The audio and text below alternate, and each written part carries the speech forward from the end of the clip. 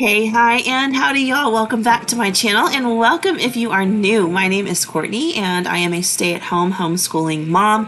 My channel focuses on food and kitchen-related content that ranges from grocery hauls to different cooking videos. So if you're into that kind of stuff, make sure you stick around and hit the subscribe button.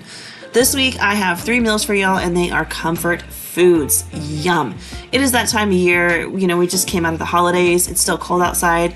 We are ready to just enjoy some good, comforting meals. So I'm going to kick this off with OSSO buco. This is a household favorite. The other 2 recipes are brand new, but this one, oh my gosh, we love this. I cook this a couple of times every year during the winter. So traditionally, OSSO buco is made with either beef or veal shanks. I've got beef shanks, but this would be fantastic with any kind of beef roast or pork roast or like short ribs or something like that. This method of cooking meat is just fabulous, and it creates so much beautiful, wonderful flavor. So I put a little bit of salt and pepper on both sides of my beef shanks and then dusted the outsides with flour. And then we're just going to take them over to a nice heavy duty Dutch oven. I've got some garlic oil on the bottom. You could use bacon grease or butter or any kind of oil you want. And I'm going to just develop some color on the outside of these shanks. It just takes a couple of minutes on either side because I've got the heat cranked up. We're not looking to cook these through or anything like that. We just want a little bit of color, a little bit of flavor right there. Now I'm only doing mine 2 at a time because I want to be very careful not to overcrowd the pan. I don't want to steam these. I want a beautiful crust to form. Once I've got some browning happening on the outside of all 4 of those beef shanks, I'll remove them from the pot, and I'm going to add a little bit of butter, and then we're going to add some celery, some carrots, and some onions. And now we've got all this liquid from the butter. We've got the liquid coming out of the vegetables. We're going to use that just to kind of scrape the bottom of the pot clean. All of that stuff comes from cooking the beef. It's the flour and the beef and everything together. It's flavor. We want to keep that in the pot. We just want to make sure it kind of loosens up and gets mixed in with everybody really, really well. So I'm going to take a few minutes to just go ahead and scrape that fond off the bottom and get it incorporated. This is a really important step. This is a great way to just kind of impart so much flavor in your food. Everything stays in there, and you just continue to build and build and build one layer on top of another, and your flavors are always going to be really rich and really, really deep. I don't let these vegetables cook all the way through. You just want to kind of start to soften them and let them release some of their flavor and their juices. So probably about 5 to 7 minutes. And then I go ahead and add in some garlic. If you guys are new here, I use confit garlic. It's like my favorite condiment in the kitchen. And as always, it is linked down below so you guys can watch the video to make it at home. It's super simple, so delicious though. You can also substitute like garlic powder or just regular fresh minced garlic, totally up to you. Next, I'm going to add in a can of tomato paste, just a small one. I just remove the top and the bottom and kind of push the lid all the way through to get all of it out. I just kind of found that was the easiest way to get it out of there. I've seen other people do it. It's not my original trick, but it does work pretty well. I'm going to stir that around for a minute, kind of loosen it up, and then we'll go ahead and season this with some thyme and some salt and pepper. And we're going to be needing some beef broth here in just a minute, but if you guys are new here, I usually don't have like beef broth on hand. I work with bouillon, so I just go ahead and add the bouillon powder in here and stir it around and let it kind of, get in the pool and mix up with everybody right now. And then we'll add some water here in just a minute. And we've got beef broth. That's simple. We're also going to add a little bit of Worcestershire sauce. This is not in the original recipe. That's just my addition because I think it tastes fabulous, especially when you're cooking with beef. It just really kind of amps up the flavor there. And then the recipe does call for some soy sauce. Don't be afraid. I know a lot of people think soy sauce is only for like Asian style cooking, but it has amazing flavor. It's really deep and it's really rich, and it just brings a lot to the table. So go ahead and add some in. You can also substitute coconut aminos for that. And then you want to toss in a beer. Now, if you don't do alcohol, you don't have a beer, just go ahead and add in a couple of cups of extra beef broth. No big deal, but if you've got beer, man, this really does add something to the dish because it kind of helps tenderize everything, and it just amps up the flavor a little bit more. Now we're going to add those beef shanks back in, pop the lid on, and pop this baby in the oven and cook it for a couple of hours at, I want to say 325. Oh, it's going to be so good because the sauce is going to thicken. I like to serve it over mashed potatoes. The meat just falls apart. So perfect, so delicious, just so comforting and warm and amazing to eat. You guys are going to love this one. You've got to try it.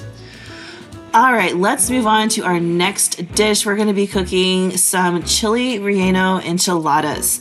I was actually super excited about this one. So whenever we go out to eat at any kind of Mexican food restaurant, my top two favorite things are enchiladas and chile rellenos. So I was like, yes, please, let's combine these. I found a recipe for it and I kind of just winged it with what I had, but I will link the original recipe that I found down below so you guys can make it that way if you want to, or you can just take my substitutions. I started off by softening a couple of corn tortillas. You just par fry them for about 10 to 15 seconds in some hot oil. It's a very simple process, but it makes them soft so you can roll them and they won't crack and break on you.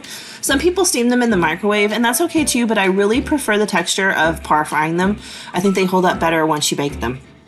Next, I've got a pound of ground beef, and I'm just going to go ahead and get that broken up and browning. Of course, you could substitute any meat that you want. Enchiladas can be made with shredded beef, shredded pork, ground pork. They've shredded chicken. I've seen people use ground turkey, so just kind of put in whatever you want. And of course, you can also go vegetarian and just do cheese. I love a good cheese enchilada. Now I'm seasoning my meat. You can use taco seasoning if you want, but if you're new here, I don't really care for taco seasoning, so I just kind of season it my own way. Salt, pepper, garlic powder, onion powder, and chili powder really does the job for me. You could also just add in some fresh garlic and diced up onion if you want to. Sometimes I do that. I did not on this particular day because I was just trying to get this made. I made this ahead of time because I had some stuff going on. And so I didn't feel like having to dice up any vegetables on this day. Next, to bring in that chile relleno flavor, we're going to add in a can of diced green chilies. I believe the original recipe called for fresh poblano peppers that you dice up and saute with your beef, which is probably absolutely amazing. But again, I wanted a shortcut just to kind of make this a little simpler, so I tossed in a can of these green chilies and I just let those simmer for a couple of minutes just to kind of heat through and let them release their flavor and their juices into the ground beef and let everybody come together. And that is going to be our filling for these enchiladas. Next, we're going to get ready to just roll these things up. And if you have watched my channel, you've seen me do this before, but in case you haven't, enchiladas are super, super simple. You just take one of your softened tortillas, add some of your filling. I like to add a little bit of the sauce and a little bit of some shredded cheese on the inside of mine because I just feel like the flavor is good with the sauce and the cheese kind of holds everything together. And you roll them up and you place them in a casserole dish. I always add some of the enchilada sauce to the bottom of my dish just to prevent sticking on the bottom. Just makes everything a little bit easier to work with. Once your filling's in there, I just roll them up pretty tightly and then place them seam side down. Just like that, super simple. I made a small batch. I had a little tiny bit of the meat mixture left over, so I went ahead and threw that on top. You don't have to, you could save it if you want to, but it really was only enough for like a taco or something, so I just tossed it right on in there. And then I am very generous with the sauce for the most part. I want to make sure that the ends are covered really, really well because the ends of the tortilla can get really hard and chewy and it's just not a pretty texture. So whenever I make enchiladas, I'm very generous with the sauce on the ends of those just to make sure that they cook up beautifully. And then I just kind of cover the rest of it with some sauce. You could just pour it over. You don't have to be quite as cautious as I am. This is just the way I've always done it, just to make sure everything's covered the way I want to have it. And you know, everybody has some sauce. And then finally, you want to top it with some cheese and bake this in an oven, 350 degrees for like 30-ish minutes. You want everything to just kind of melt because everything's cooked. You just want it to melt and come together. Important step though, when it's done, let it sit and rest for about 15 minutes on the counter so it doesn't fall apart. And I just serve this with some seasoned black beans. Very simple, but oh, so comforting and so delicious. The last meal is this Italian chicken pasta. This was really simple and really easy to throw together. I enjoyed it. It was nice and comforting. I always think pasta is a comfort food because it's one of my absolute favorite things. So I started off with a couple of chicken tenders here and I just removed that tendon. I used the fork and paper towel method just to pull it out. So it did kind of like, I don't know, tear up the chicken just a little bit, but that's okay because we don't have to deal with that yucky tendon piece.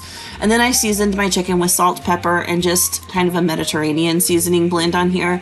You could do salt, pepper, garlic powder, onion powder, and some Italian seasoning if you want. Whatever you have that you like to season with is fine.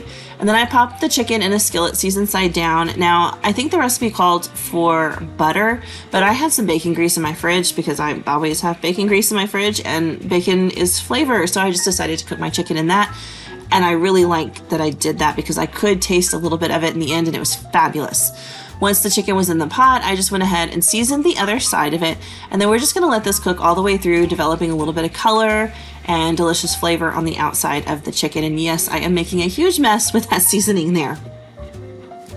Once it was brown, I just flipped it over. You can see it is cooking beautifully, and these tenders don't take long to cook through at all.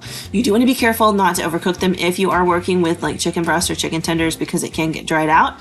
Typically I use chicken thighs, but these were on sale when I was at the store, so I picked a bunch of these up today, and I just went ahead and used those because they were not frozen. Once the chicken is cooked, I removed it from the pan, and now we have all this beautiful, yummy, wonderful flavor from the chicken and the seasoning and the bacon grease in the bottom. We definitely want to use that to help flavor everything, so I'm just going to toss my onions right on in there. If you don't have enough grease or oil or anything left in the bottom of your skillet, make sure and add a little bit more. We want to make sure that there's plenty in here to cook our onions and stuff. I'm going to stir them around, and the juice from the onions and everything is going to help remove any brown bits that are stuck to the bottom of the pan, because just like with the OSSO buco, we want that flavor in this dish. Next, we want to go ahead and add a little bit of salt to this just to kind of get everything moving along. It helps to soften the onions faster. And then I added some pepper. If you want a little more spice to this dish, go ahead and toss in some red pepper flakes, but I just used regular pepper. Then I tossed in a couple of tablespoons of flour because we're going to use this to thicken our sauce, and I stirred everybody around. I let the flour cook for a couple of minutes, just like when you're making gravy. You want to do that just so that that flour flavor kind of cooks out and you don't taste it. And once it's done that, I went ahead and tossed in some of my confit garlic. Again, you could just sub garlic powder if you wanted to, that's fine as well. I went ahead and stirred that around and kind of let it heat up and melt into the onions for just a minute. Let everybody kind of get to know each other in the pot. And then we're going to go ahead and start adding in our liquids. Now the recipe called for half and half, which I did not, it called for heavy cream, which I did not have, but I had a little bit of half and half, so I subbed that. Went ahead and stirred that in. I think you could just use regular milk. In all fairness, you might just want to add a little bit less of the regular milk than what it calls for, just so that this isn't too loose at the end of the day. Then it called for white wine, which I did have. That was the last of my white wine. You could also sub chicken broth for that, no big deal. And if you want some of that brightness that comes from wine, just add a squeezer of lemon juice in there. Then finally it called for some Italian seasoning. I use the spaghetti seasoning mix that I get at Sam's Club. And then the recipe called for a couple of tomatoes diced up, which I did not have any fresh tomatoes to dice up. So I just went ahead and added in a drained can of fire roasted tomatoes. I love those fire roasted tomatoes. I think they taste fabulous. Just so delicious. And this kind of reminded me of like a vodka sauce because it's a red cream sauce. It was good. I did like it quite a bit. I think I would like to try it with fresh diced tomatoes and maybe some fresh basil thrown in there as well. I had two different kinds of pasta that I needed to use up, so I have two different kinds of pasta in there, and I just mixed it all together and threw that chicken on top, and it was really good and really delicious and so comforting. That does it for this week, guys. I hope that 2024 is treating each and every one of you beautifully. I want to wish y'all all a very wonderful year. Thank you for joining me here, and I will see you on Tuesday for my grocery haul.